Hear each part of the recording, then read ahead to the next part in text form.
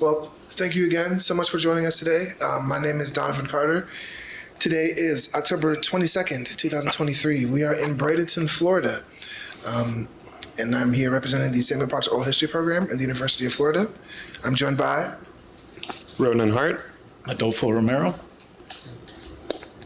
and also our NPS representative, Shay Jackson's here. But thank you so much for joining us today. And who do we have the honor of interviewing today? Could you state your name and spell it for us for the record, please? I do have that honor, sir. Respectfully. Okay. Well, how would you like to be addressed during the interview today? Say that again. Sorry. How should we address you today during the interview? Mr. Wilton. Oh, Mr. Wilton is cool. Okay, Mr. Wilton's cool. Yes, sir, Mr. Wilton. Well, could you tell us a bit about why you're here today? Well, I'm here today because of a few reasons, you know. The back to Angola Festival.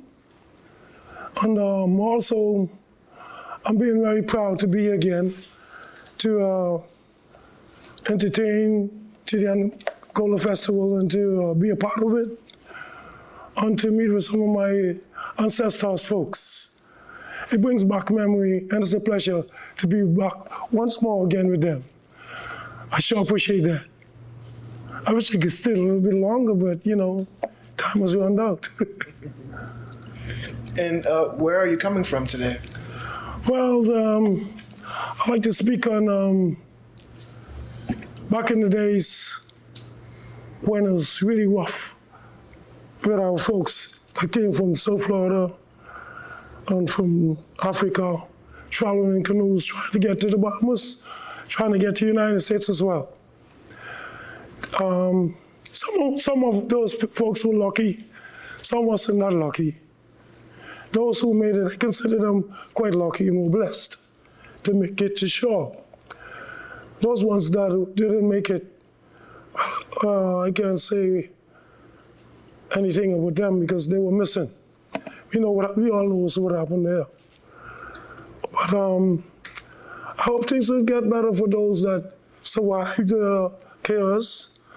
I hope things will be better for the few that are left behind in the future. I hope that the American government, Bahamas government, come together and make a difference in those people's life so they can smile again. Because till now, some of them, their head is like this. Because of those chaos that happen in the future, in the past, I should say. It ain't too nice to remember things like that because sometimes it brings tears to my eyes. Even though I'm sitting here and relating this story, it ain't easy to keep thinking about it, you know. It's a sad thing.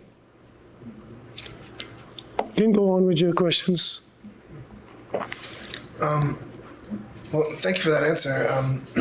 And can you tell us a bit about when and where you were born? Well, I was born 1956 on a little town, a little community was formerly called Lubus Coppice until the name changed to Red Bays, okay? This is where the Seminole Indians them landed from the storm. Those that left alive, that's where they landed. And since then, since I was born, I was going by an old lady called Miss Amelia Marshall. And she was one of the Seminole Indians as well. I am a descendant of those people. And the little social, cultural education that I have, I've gathered from questioning those old people, the last couple of those folks that were left alive. I knew that things like this would come up in the future. And I would like to share my experience and my little cultural knowledge with those that wanted to learn some more of what had happened back in the days. So that's why I was questioning all the folks to find out certain things from them, so I can know where I came from and where I'm going, where my grandkids came from and where they are going. So, yeah, this is what I do. When you were growing up, did your parents talk about the story of the Black Seminoles and the Angola community? Yes, of course. They were some of the first questions that I asked them because I read about it in school, in history. And some things they could remember because they were old people, you know what I mean? Between the ages of 80 odd and 94, 95 and things like that.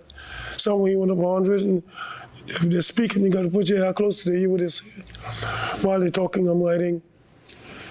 So they mentioned about their war. They mentioned about how there were slavery going on. They mentioned about South Carolina and all of those different things.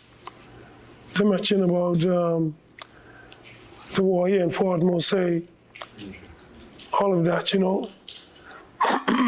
Excuse me. It really makes me cry sometimes thinking about it till today. And sometimes I really hate to even speak about it because it bring back, way back memories, make it feel like it's still happening. Yeah. You know what I mean? So I won't speak too long about that part before I become emotional. But I'll give you know, like I say, I'll give you a little piece of everything that you ask. Please make for somebody else. And we're grateful for that. If you need a minute just to sit, we can stop for a second. But I'm still curious, when you were a kid, how did it feel to learn that history when you were young? Was it exciting? It was quite exciting to me, and still exciting till today. The feelings cannot go away. The more I think about it, it makes me go pick up those history books, start reading again, because I wanted to learn some more. I haven't learned everything that, I can't remember everything that they have said to me, even though I was writing and things like that. To be honest, I have a few history where I didn't get our casing about back in the days with the same story that I'm relating. I had Ms. Daphne Tongs. She did some reading for me yesterday because the longer I read, the more my eyes start leaking water. So it started hurting my eyes. I think I'm gonna lay somebody, look for the history of red base right there for me, please. Showing up, we're gonna get our casing. The one with Red Daddy, right? Yeah, the history of red base, you can see B.A. Newton on the cover of it. Take them all out.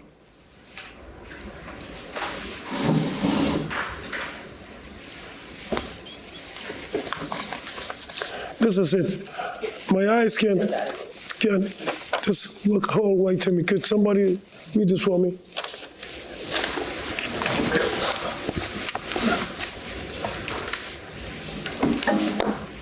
Good morning. I'm 66 now, so my eyes ain't 100% no more. In 1845, the United States acquired Florida from Spain, and at that time, also a five-year Seminole War took place. Prior to the U.S. taking over Florida, it had been a haven for runaway slaves from Georgia and Alabama, and those people joined the Seminole Indians. The Negroes now found themselves again in a position of being captured as runaway slaves and moved further south of Florida to escape the Americans who were settling in the area. They were driven to the Everglades and to Cape Sable, where they met Bahamian privateers and pirates who told them of a free land to the east known as the Bahamas, which was part of the British Empire, which had abolished slavery in 1838. One of those took ones and twos in their dugout canoes. The Negro Seminoles crossed the Gulf Stream and then landed along the western shore of Andros from the Jolta Keys south. The migration spanned over 20 years. Some Seminole Indians apparently also migrated as a result of their long struggle with Americans. These freedom-seeking people congregated in Red Base, and their future history and the description of their settlement began. Red Base, a settlement of Andros Island, is a very small community. It has a population back then of 88 and lies north and south on the west side of Andros. The Lewis family, who came from America in 1840, owned the largest proportion of the settlement. The first Lewis came with his wife and children in a small boat to seek freedom. Okay, some of this is cut off. And a word missing, grandfather of Mr. Joseph Lewis. I think that would have been Samuel Lewis. The grandfather of Mr. Joel Lewis, Mr. Joseph Lewis. He landed at one of the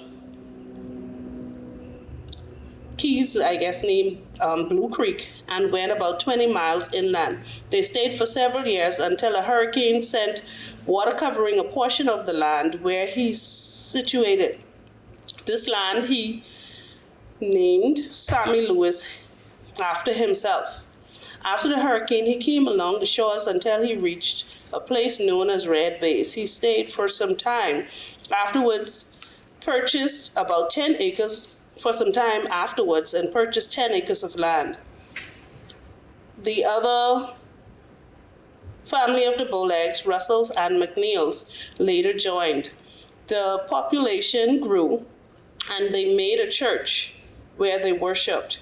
In 1866, the 1866 hurricane did great damage to the settlement and houses. Boats and lives were lost. It was said that as the eye of the hurricane came over the settlement, the sponges went out to Bay Keys to secure their sponges. While they were there, an argument took place. The tide came, and a tide came from the west and covered,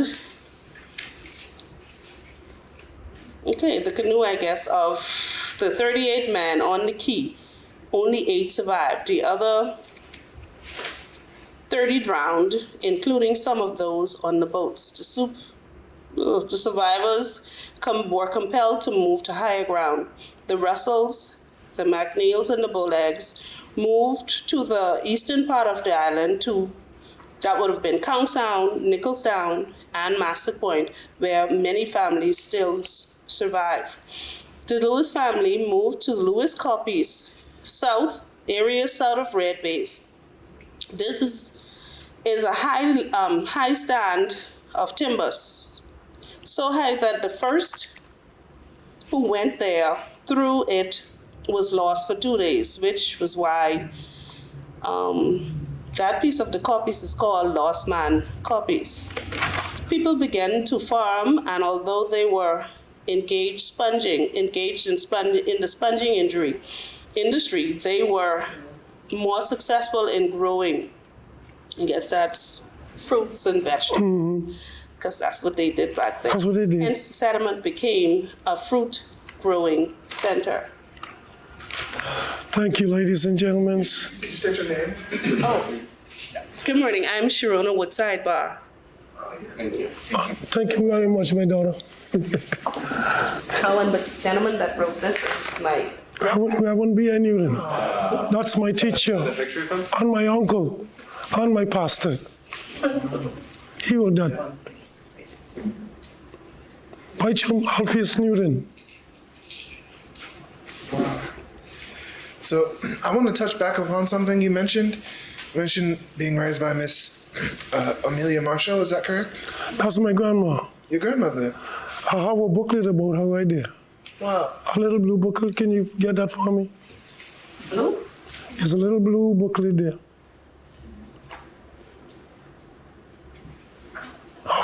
Her photos on the face of it. Could you pass that to them? Yes. I can't read it, my eyes. It's okay, that's okay. My eyes not too clever. But what was it like to live with her? What did you... Man.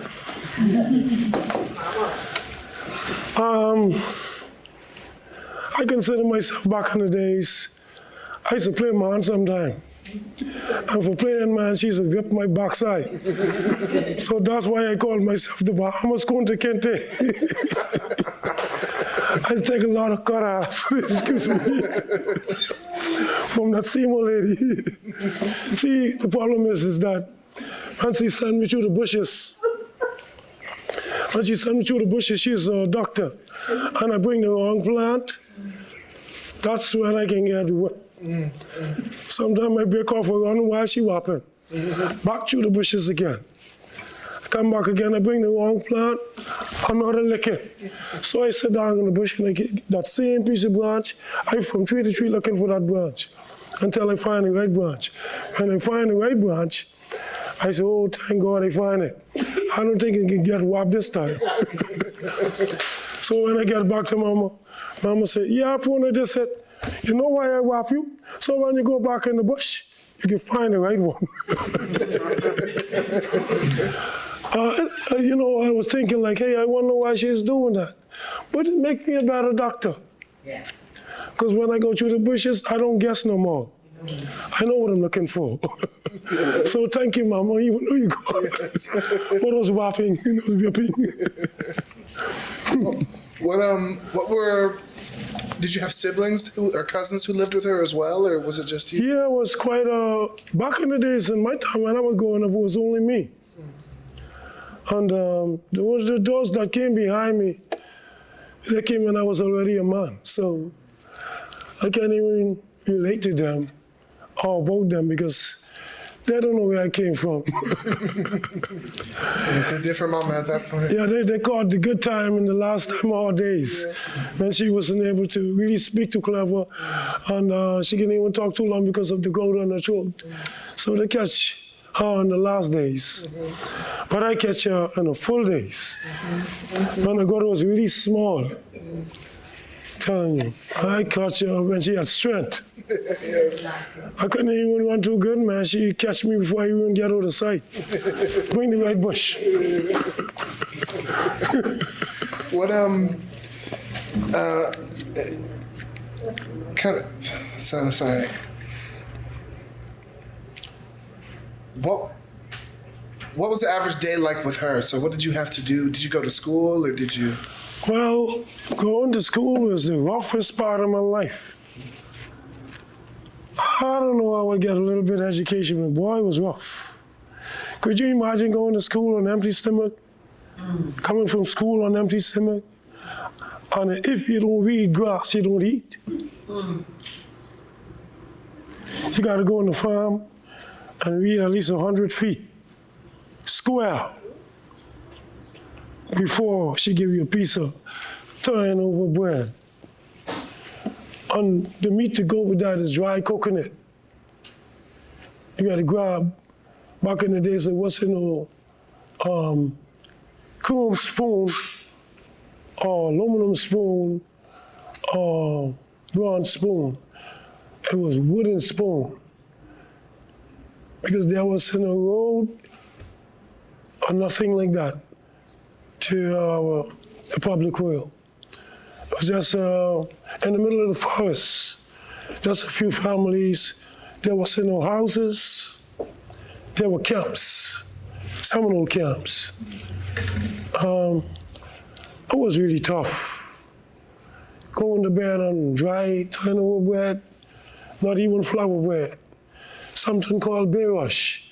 We had to manufacture it. Something very, very poisonous. It's a root goes in the ground.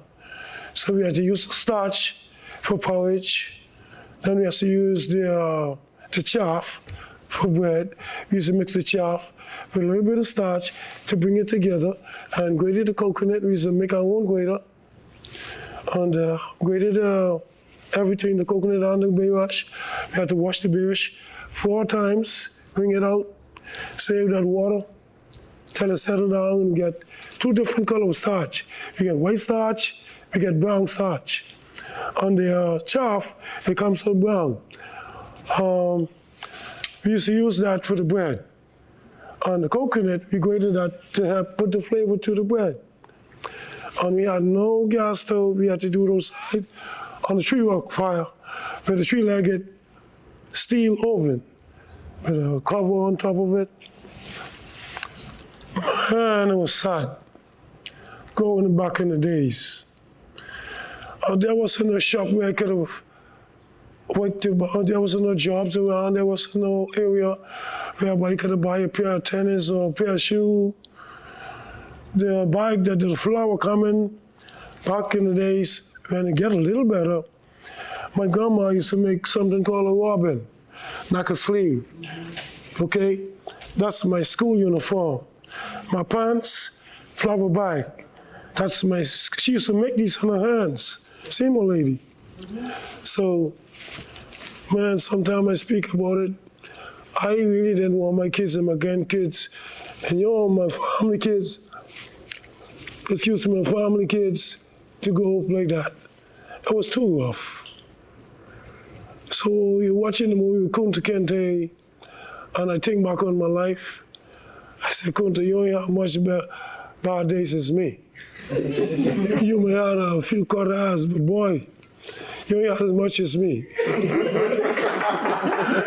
That's why I call myself the Bahamas Kunta. Believe me, man, I grew up hard. I used to nothing. I grew up with nothing. I went to school with nothing. I came up a man. I grew my kids with nothing. Till today, I have nothing. That's why I'm asking the American government, the Bahamas government, please have mercy on those few Seminole people.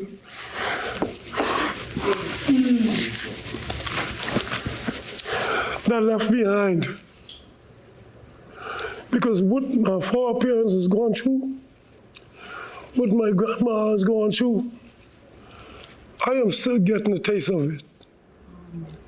My family's getting a taste of it. Please, somebody help us. Yes. Find a way to help those people. They need your help.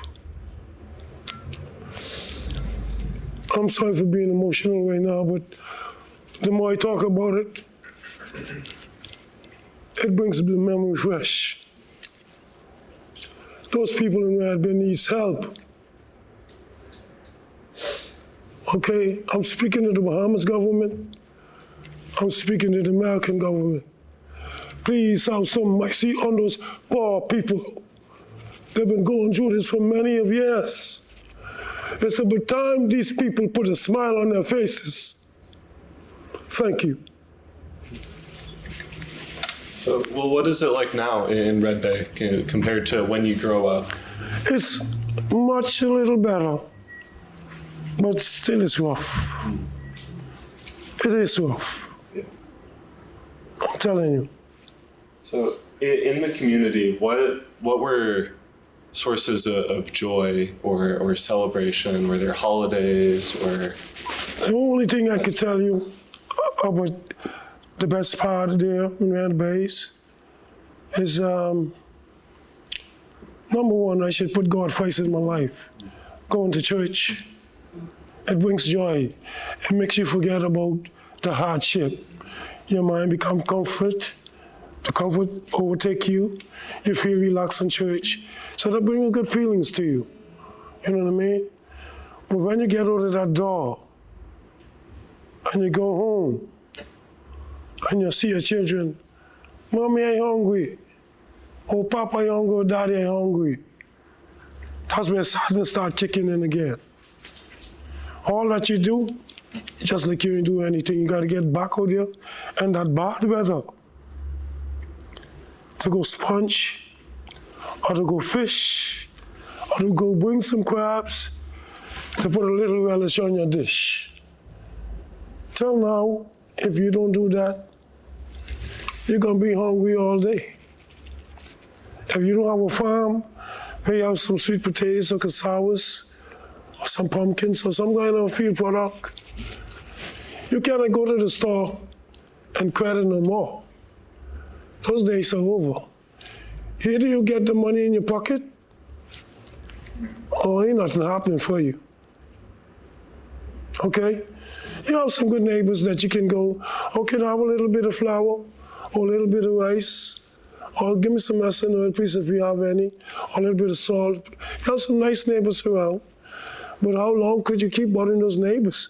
Some of these times you go into these neighbors, they don't have it, because they're being so faithful and helpful and things. They're gonna run out, trust me.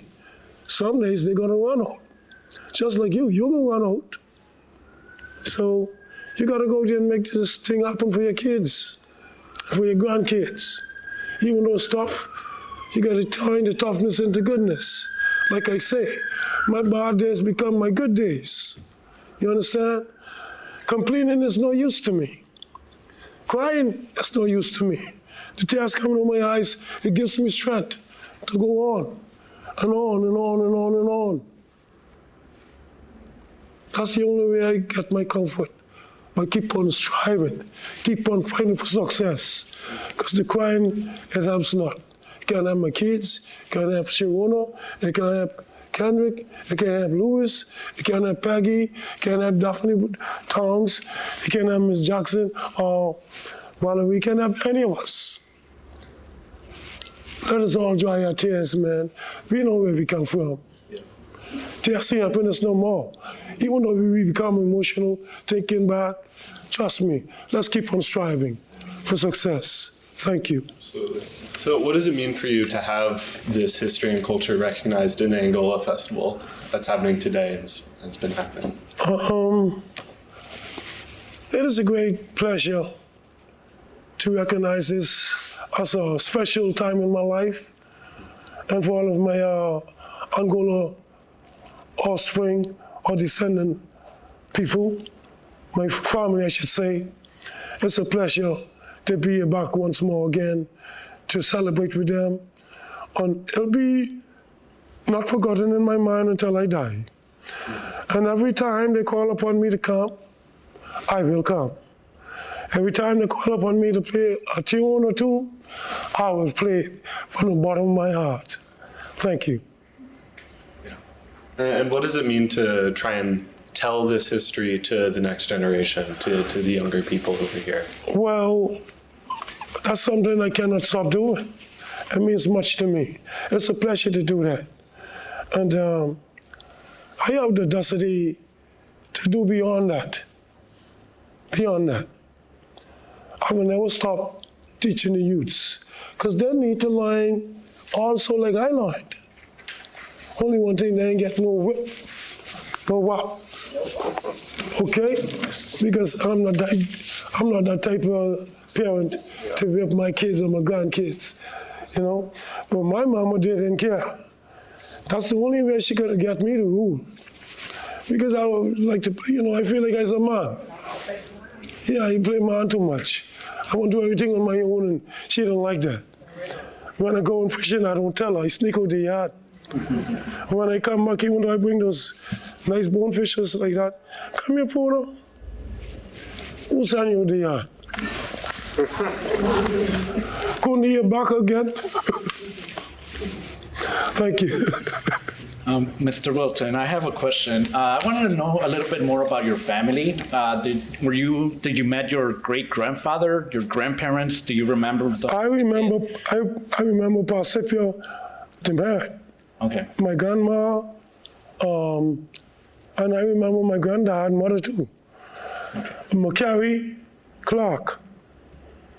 I remember her, and I remember Pacifico the Merit. He was a tall, slim, dark Indian guy. And he was very cool. I got whipped from him too. One time, he's like to sew boat sails, and he said build boats. One time he sent me to the well to bring some water. And so the well didn't dig too deep.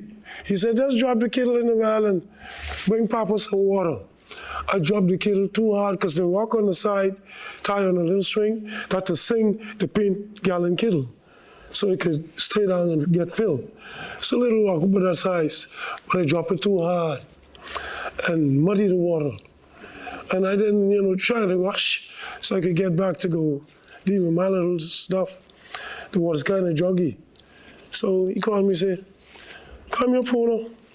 He said, the water you just bring me, he said, look inside that.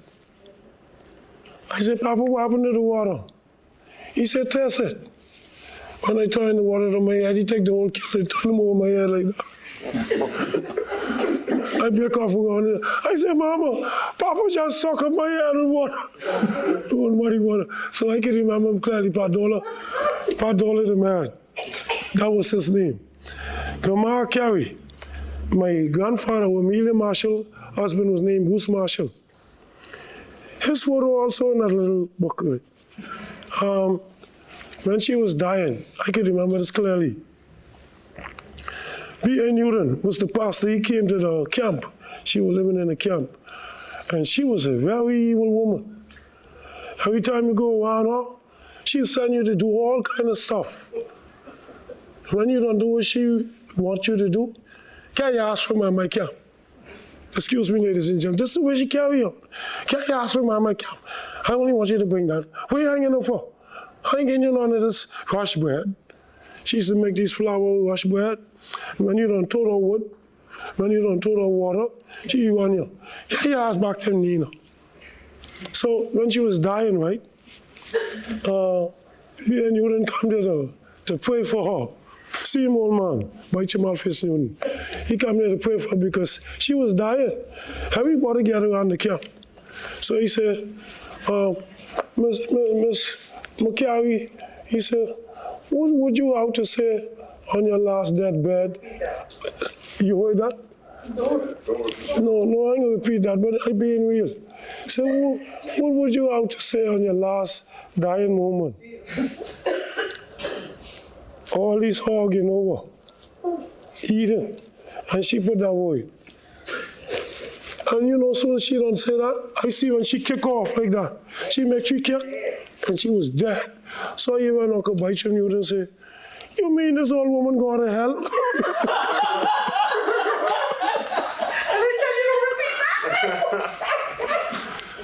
What you all bring with it is you want to be real, right? Not to lie, right? It's your story. Don't tell me. Don't tell all about me. Okay, I have another question, Mr. Wilton. One thing that I wanted to know is a little bit about the transmission of knowledge through either culture, food, or medicine. Is there memories that you remember of your family or folks around the community? How would they go about medicine? For plants, would you guys have anything like that? Gardens? Or how would you go about having access to medicine? Well, silent plants, you could find it in the community. Other plants, you have to travel through the pine yard and search for it. My yard has quite a variety of different type of plant, which we call bush medicine. Like for ladies who can't have babies, I give them silent medicine and they can have babies. I already did that to a few white folks here in America.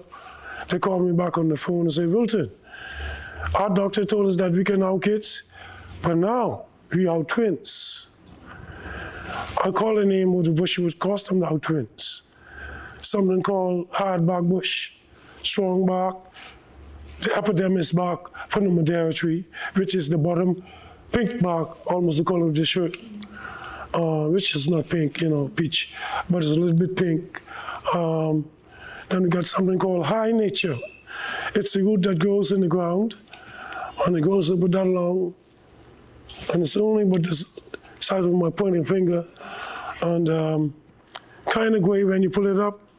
You scrape off that gray part, scrape off the dermis part, then you get to the epidermis part of the root, which is the pink color skin, and you chunk it up, like how you do the string beans, you chunk it up, and you boil it all down. The Madeira bark, the gumbo lumbo, which we call gamalami back home, common name, and we use the epidermis part of that tree, the bark of that, to blend with the Madeira bark, the strong bark, and the high nature, the feather bed, and then we got something called cocoa bush, Then we have something called blue flowers. Then we got something called bakashon. And we have something called bay lavender. We blend all this bush together and we boil it. At least I, who's the bush doctor there, and I let it steep for about maybe 2 days or so, the longest. Then I strain it 3 times. And I say strain to make sure no drugs is in it. Then I bottle it up by the gallons, and I sell it like for $50 a gallon. And both women and men have to drink this. What it does to the human body, it cleans the human bodies out and it energizes the immune system of the human, both parties, man and female. And what it does, it's also good for mind relaxing as well. Only one thing about it, it makes you eat a lot. It gives you a really strong appetite. Every couple hours you're hungry. So, you'll be excreting along the way, you know what I mean? But it's good because, like I mentioned, it cleans you out. Same time, it builds up your immune system. You feel strong. The more you drink like 3 cups a day, 1 cup like after breakfast, you use like half a quart, you know what I mean? Like you could drink it with sweetened milk, mix it with condensed sweetened milk. Not too sweet though, just to taste that little sweetish in it. And to color, just a little milk to color that so it don't be too dark brown. And you can drink that room temperature. Or you can put it in the freezer and let it cool. Don't let it get ice. Just let it cool, take it back out. And it's best to drink it, like I mentioned, room temperature. And you do that for roughly about a month. And the guy is pretty active. The lady is pretty active. She will become pregnant. I'm telling you. Who taught you these techniques, or how did you learn? That same old woman right there. Okay. She was the doctor. She delivered me from my mother. She delivered, I'll say, 3/4 of the population of red babies. She was the only doctor there. Now, back in 1972, I saw this helicopter came over our yard. A blue helicopter, and it landed. No, it was 69. Back in 1969.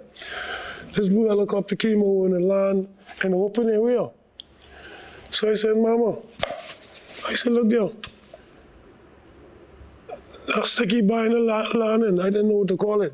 So I call it a sticky biner. Those, what do you call them, dragonflies? Back in the days, we didn't even know the scientific name. We used to call it sticky biner.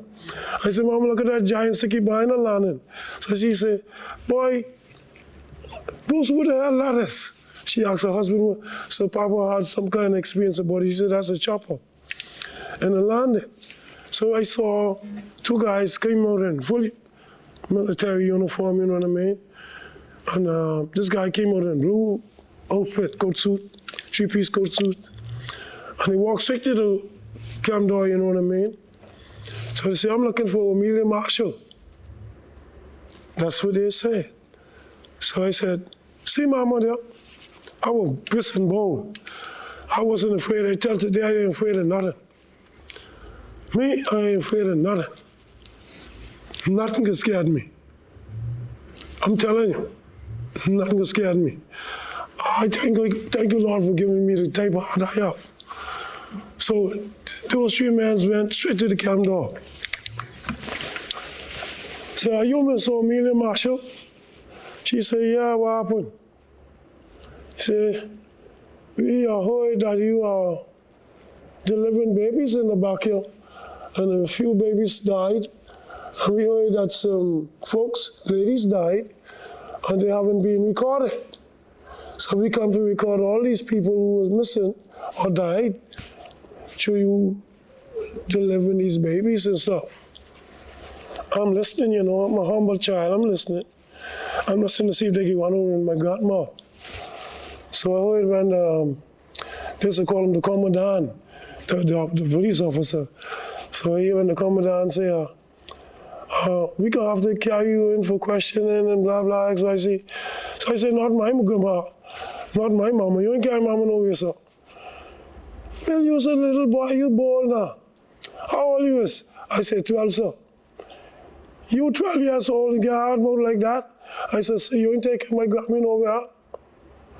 You must have carried me, Papa, my Grammy, and whoever in this yard, because you ain't taking her nowhere.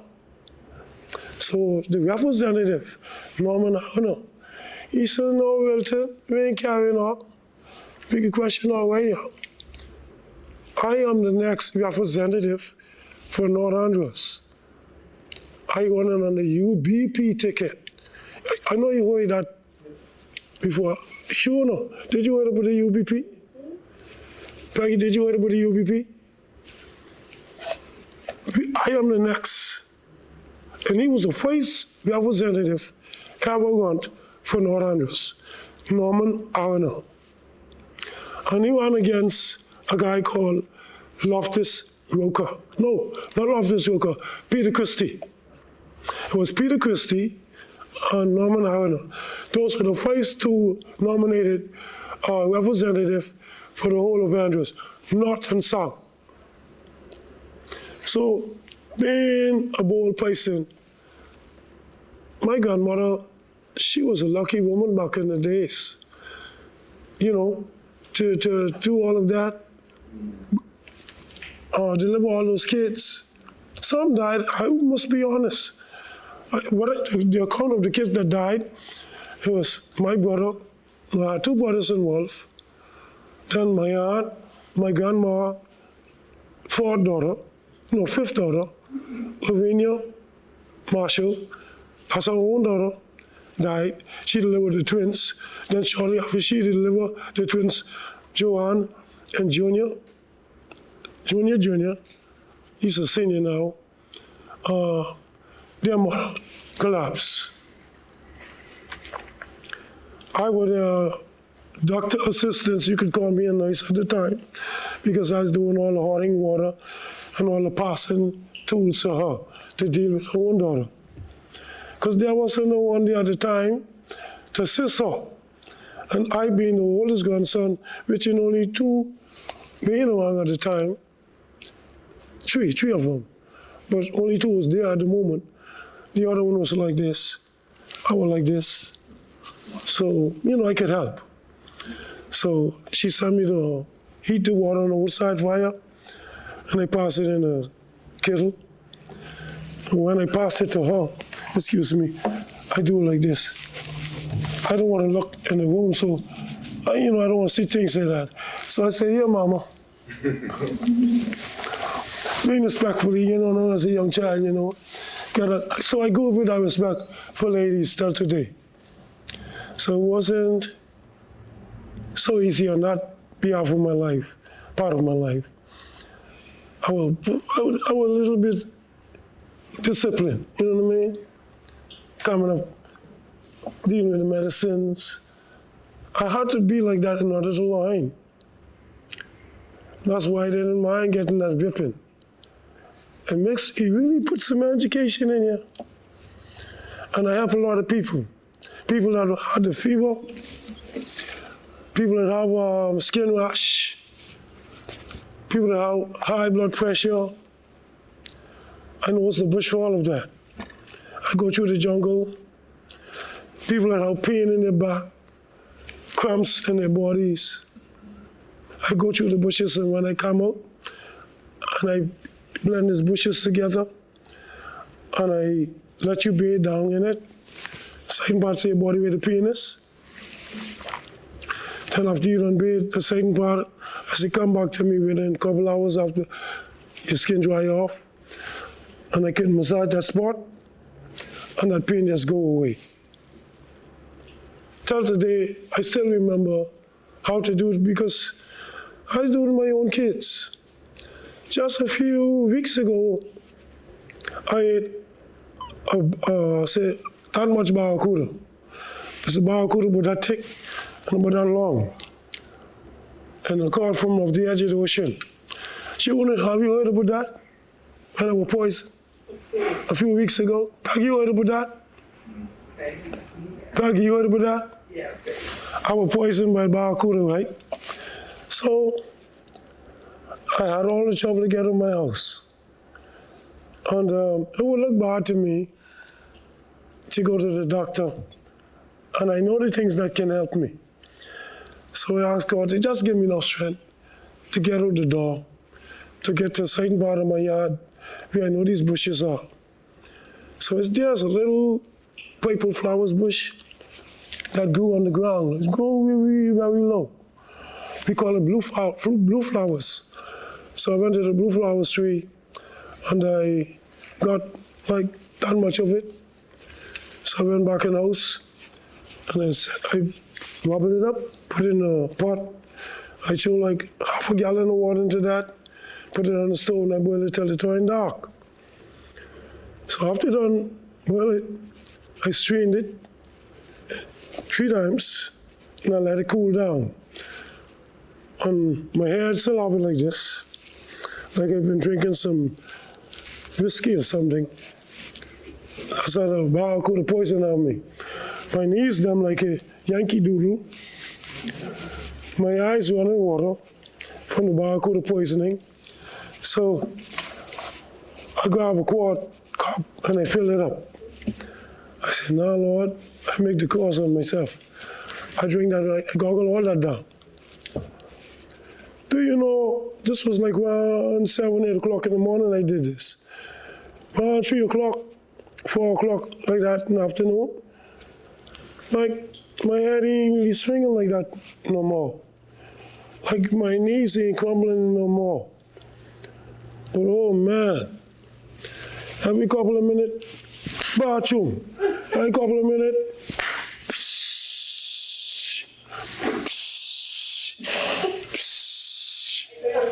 man, that thing cleaned me the hell out. And about 2 to 3 days, I was strong again. So if you don't know how to take care of yourself, you really will wind up in the hospital quick, or you will die. That's why it's good to be cultural. And it's good to remember where you came from. It's good to teach your kids these things. Because you ain't gonna be in an area where you could get to the doctor sometime. And sometimes, doctors could be around. So what you gonna do? What are you gonna do? I know doctors are around. And you're 100 miles away from doctors. No transportation to get there. Your kid is dying on your hand. Your whole family's poisoned from fish. What are you gonna do? It's good to be cultural. Thank God I learned from the elders. So I can teach it to you, and you, so you can teach your kids, your grandkids these things. One of these times you're going to use the doctor method in the hospital. What if that don't work? Go back to the bush.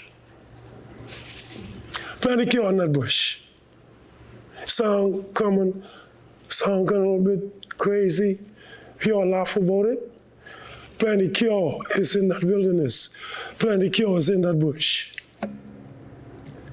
Can heal a lot of people. Can make people smile again. Thank you. Yes, thank you. We have just a few more questions for you. So you talk about how it's good to be cultural, as you say, and to know where you come from. And you talked about how you've learned where you come from, from Amelia, and I just want to ask, to what extent do you know the story of your family's history? So how much of your family's history do you know, I guess? Well, excuse me.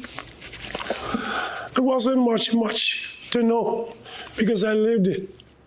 Like I mentioned to you, I'm the oldest grandchild of Amelia. So whatever she passed through, I passed through. I remember when it was only me one. The history of these last descendants of the Seminoles, well, it ain't much to talk about because they get the better part of life. You know what I mean? They get jobs. Some of them get jobs. Not too many of them, but and then a lot of them moved out of Red Bay. They went different places in the Bahamas to work. And when they were growing up, it wasn't too hard for them like it was hard for me. Because back in the days when I was coming up, I couldn't find lunch money. These days, kids, they go to school with $10 and $20 in their pocket to buy lunch, some of them. So they get a better part of the times. And of these earlier days, these kids today, they were lucky than I am, than I was. You know what I'm saying? Ain't much to say about them. The only thing I can tell you about them, they get the better part of the times. But for me, ain't nothing good about my days. The best part of my days is going to church. I'm telling you. And what was the name of the church you attended? It was Salem Baptist. That's in Red Bay. Still Salem Baptist till today. Still there? Still there. Wow. Small little church, about 30 by 100 feet. But back, it was modernized since I came to man. We built it over. Back in the days while I was in my teens, it was like 30 by 30. But now it's like 30 feet wide and about 100 feet long. Wow. So it's reconstructing on the building. Wow, wow. Yes. And how often would you attend service? To be honest, back in the days, I used to go to church like most every Sunday because I used to be a choir master. Wow. To be honest, I ain't been to church for a very, very long time. That's good. No need, I tell you no lie. I can't tell you the last day I've been in church. You know when I've been to church I go to church when someone died. They were singing around the church. I am a gospel group called the Revolutionaires. And I used to be to church pretty regularly then because I have to sing in church. When certain things happen in my life, hardship in growing my kids up, and it's hard to relate that part. But I couldn't do no better. Trust me, I tried to do better, but I couldn't do no better because I see nowhere to go. There's no one to go to ask for help. And it discouraged me from doing things like that. So I said, you know what? I keeping my kids down, I keeping myself down. I'm down till now. That's true being, it seems like when you're being nice, that's the time you get mistreated. Have you recognized that? Anybody here? The nicer you get, the worse you get treated in some case. Many occasions things happen like that. So I want to ask you, I see you have your guitar here, and you mentioned your time as a choir master. How did you start your passion for music? How did that start? Well, back in the days, I used to go to church very regularly. When my grandfather, Bruce Marshall, he used to close his eye and read the Bible. He used to close his eye and sing the hymn, or the hymnal book. So just how I used to get it, looking up in his face to see if he really serious about what he does. He got it like this. And you open the Bible, he's not missing one word, but his eyes is closed. I said, when he finished reading the chapter, I touched him, I said, Papa, how could you do that? the Holy Spirit, son. It was amazing. Singing. When this guy opened his mouth to sing, it sounded like a man angel up above my head singing. So I keep those songs in my heart and in my mind. And I try to tune my voice just like his own. Only one thing, he was a better singer than I am. Mr. Bruce Marshall, Miss Marshall husband. Papa, I miss you. Thanks for your singing training. And how did you learn to play guitar? Well, this come natural. The first gig I ever played, I made that one. Wow. For 1x6 board, I sneak out the yard and I went fishing. And I saw this 1x6 board. It's about that thick, 1 inch thick, and about 6 inch board like that, and about maybe 4 feet long. I said, wow, man, this song was in my head.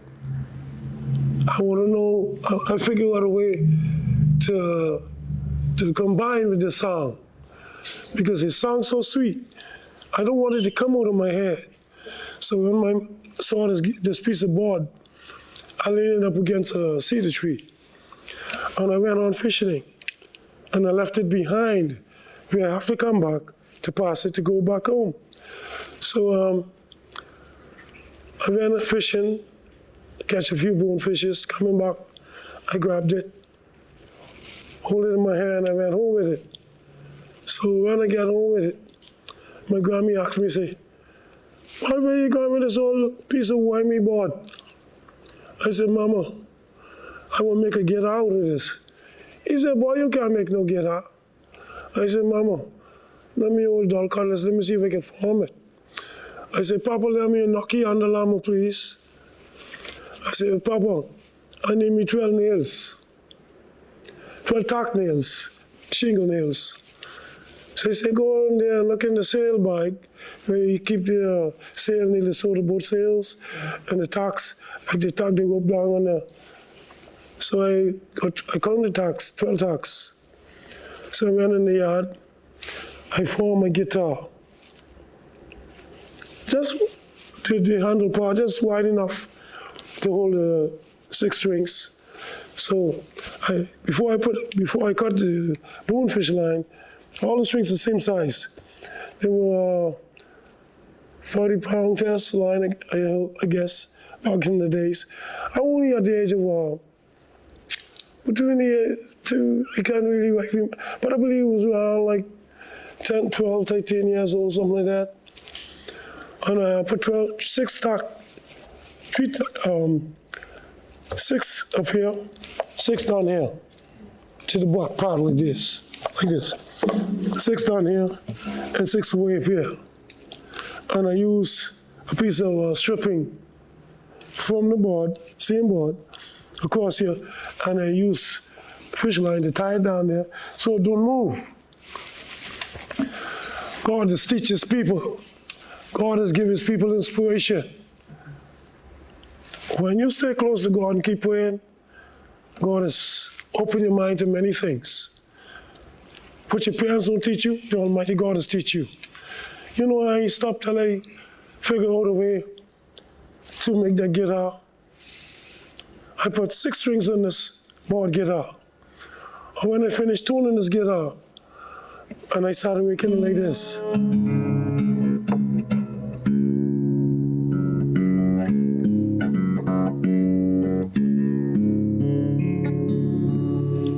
I hear my grandma say, Mona, you do far, man, come to close them, that thing singing like you do some sense with that. I said, Mama, I ain't finished yet. He said, boy, come closer to Mama, let Mama hear what you playing. So I said, and I keep on doing that. He said, you got to learn to play one song, though. Which and I couldn't play a song. This is all I could do. So she laughed after me, you know. I said, Mama, why you laughing? And I just make the guitar. That's all I gotta play. And so Papa started singing. So I said, Papa, I can't play behind you. He said, you know what to do? Go to the side of the yard and try something else. And when I came back strumming the guitar.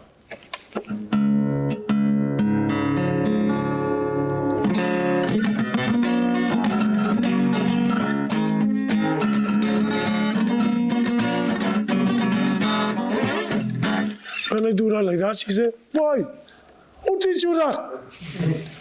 I said, Almighty God. I just use the phrases now. When you put your trust in God, you can do just about anything, you know. See, I doubted myself because of them.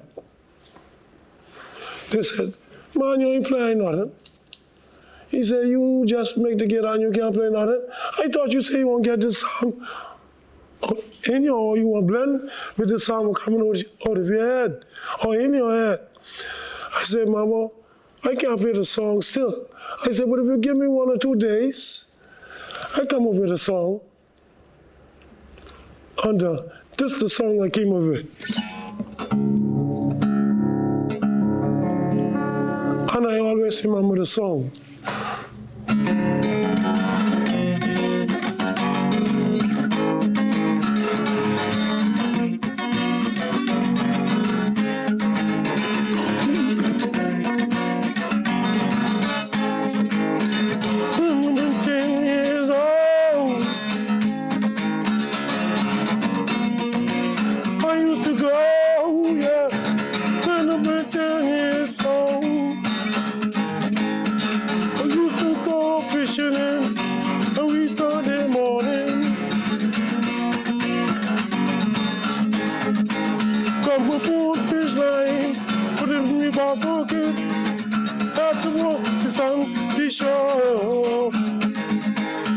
Quick to pull 1x6 board.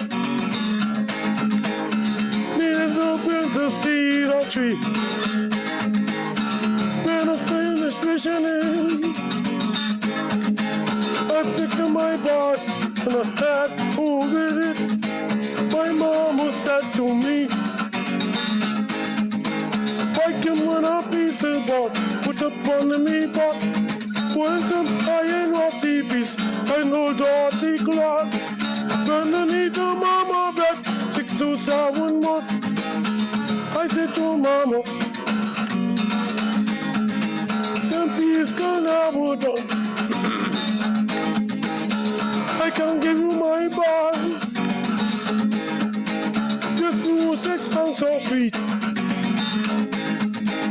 I just learned to play this guitar. Please, mama, give me some little time. I'll stay on time. I'll skip it on time. I'll work it on time. We can stop, papa. Mama. Mama said to me, you're too far off, come a little closer, so Mama could hear you. I could bring the old mama treating top. Mama started spanking it with one hand. Papa started to play, scraping the guitar. The little children started dancing to every song. Against God, Papa. How do we get scream, Mama? We can scream, Papa. We can scream, Mama. My Papa taught me how to sing. My Mama taught me how to check and dance on time. I used to play the guitar from a little boy. It can scrape, Papa. It can scrape, Mama. It can scrape, Daddy. Get it in your backyard, get it in your front yard, get it in your bedroom. Even while you're all alone, get it in America, make it in Africa, make it in Exuma, even in Bahamas, make it everywhere me go, make it for the world to know, make it in Andros, make it in Freeport, make it in Abaco, so the world can know ya, make it scrap papa, make it scrap daddy.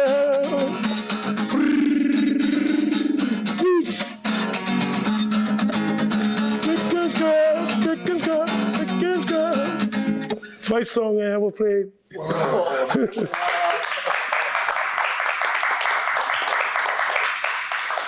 First song I ever played. Then I started writing my own songs. That is absolutely amazing.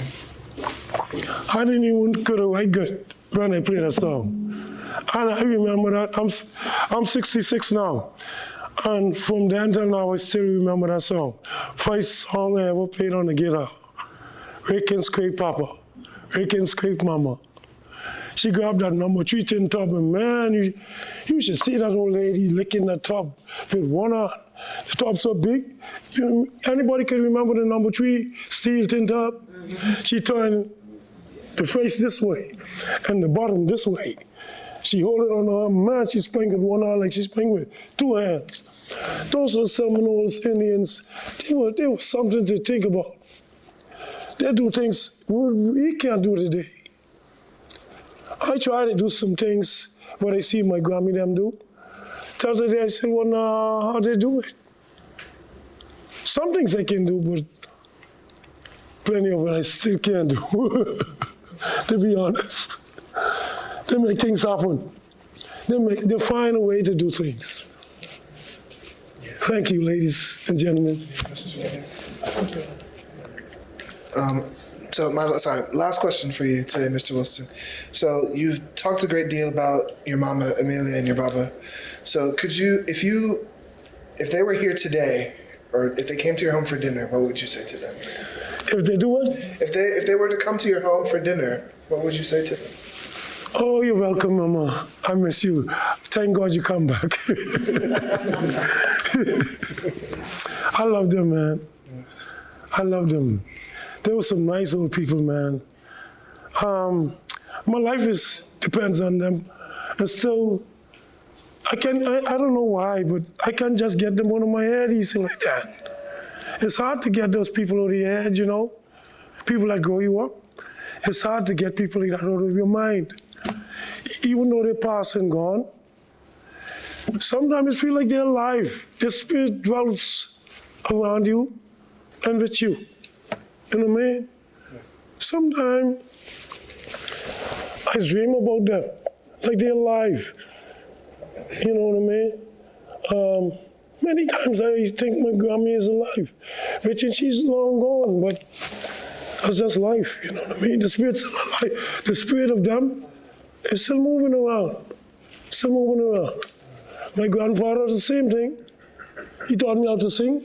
His spirit's still moving around. Like they're gone, but they ain't gone. Thank you, ladies and gentlemen. Thank you so much. This concludes the interview.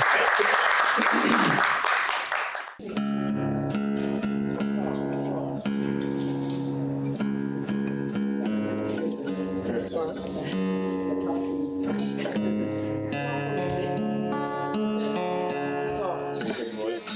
Andros, Bradenton, Freeport, Abaco, so the world can know ya. We can scrap Papa, we can scrap Daddy.